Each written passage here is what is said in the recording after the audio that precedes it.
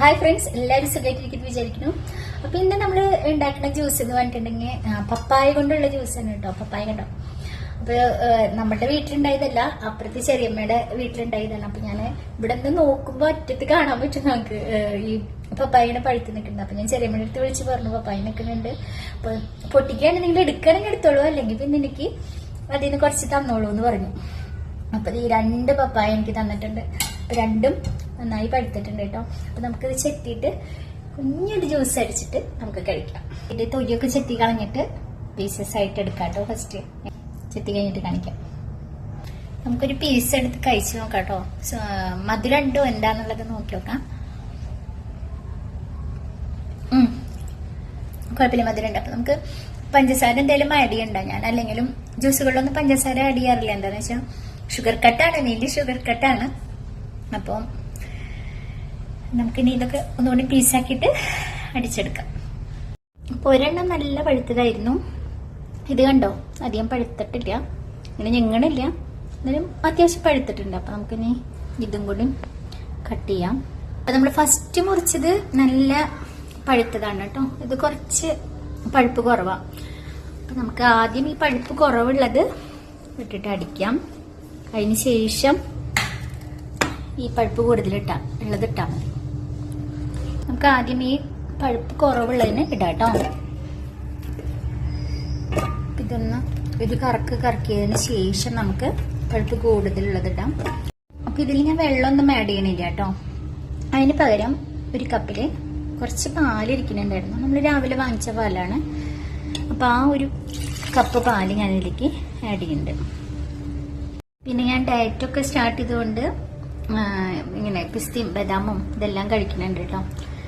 അപ്പൊ കുറച്ച് വാങ്ങിച്ചു വെച്ചിട്ടുണ്ടായിരുന്നു. അപ്പോൾ നമുക്കിതില് ഒരു 5 ബദാമും അതുപോലെ തന്നെ 5 പിസ്ത ഇട്ട് കൊടുക്കാം.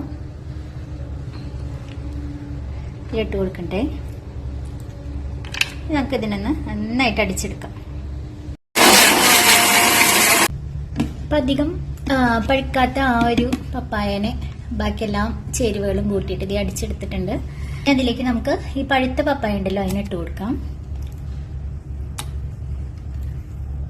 ഒരു കുരുവിട്ടിട്ടുണ്ട് അല്ലേ, അതിനെടുത്ത് കളയാം കേട്ടോ. ഇത് ഫുള്ളായിട്ട് അതിലേക്ക് ഇട്ട് കൊടുക്കാം. അതിന് നമുക്ക് ഒന്നുകൂടെ അടിച്ചെടുക്കാം കേട്ടോ. ഒരു കുരും കൂടി എടുക്കണ്ടല്ലോ.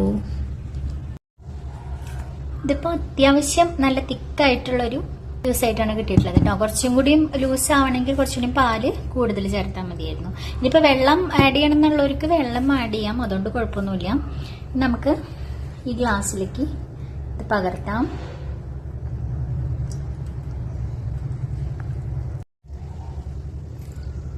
ഇത് കണ്ടോ.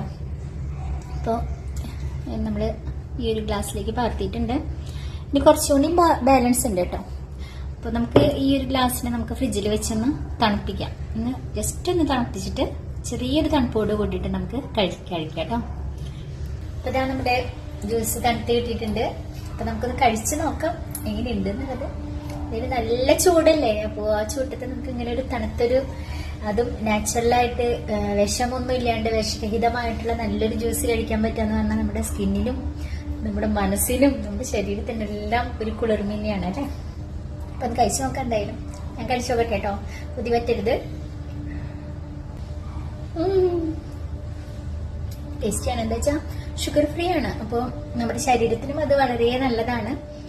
ഞാൻ ഇപ്പൊ 1 മാസത്തോളമായിട്ട് ഷുഗർ കട്ടിലാണ്. അപ്പോൾ ഇത്രയും നല്ലൊരു സംഭവം കഴിച്ചു കഴിഞ്ഞാൽ സ്കിന്നിനൊക്കെ നല്ല ഗ്ലോ വരും. അപ്പൊ എല്ലാവരും ഒന്ന് ട്രൈ ചെയ്ത് നോക്കുക. എന്റെ വീട്ടിലുള്ള ഓരോ പഴങ്ങളും ഇതൊക്കെ വെച്ചിട്ട് ചെയ്യാനായിട്ട്. അപ്പൊ ഫ്രണ്ട്സ്, എല്ലാവർക്കും ഇന്നത്തെ വീഡിയോ ഇഷ്ടപ്പെട്ടെന്ന് വിചാരിക്കുന്നു കേട്ടോ. ഇഷ്ടപ്പെട്ടെങ്കിൽ ലൈക്കും ഷെയറൊക്കെ ഒന്ന് അടിക്കുക. അതുപോലെ തന്നെ പുതിയതായിട്ട് കാണുന്ന ആൾക്കാരാണെങ്കിൽ ഒന്ന് സബ്സ്ക്രൈബ് ചെയ്യാൻ മറക്കരുത് കേട്ടോ.